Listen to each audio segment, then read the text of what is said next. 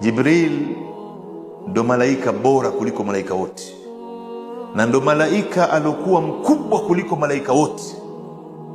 Lahu 600 janah. Mtume sallallahu anasema malaika Jibril ana mabawa 600.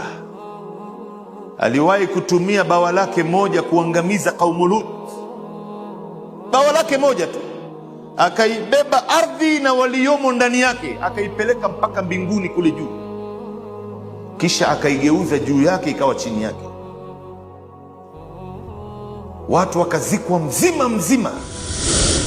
Mwenyezi Mungu anasema falamma jaa amruna ja'alna 'aliyaha safilaha wa amtarna 'alayha hijaratan min sijil mandhudin musawwamatan 'inda rabbik wama hiya min adh-dhalimin biba'id.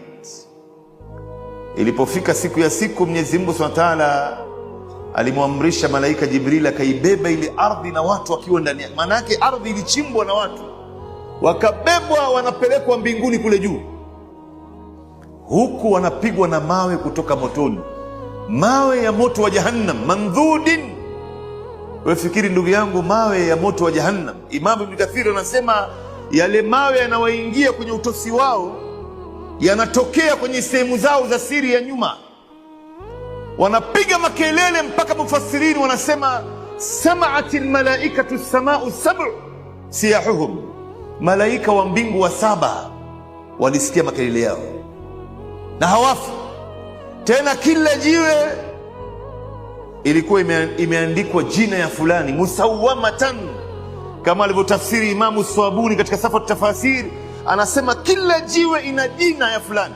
Wanazuoni wengine wakasema kila jiwe ina alama ya fulani.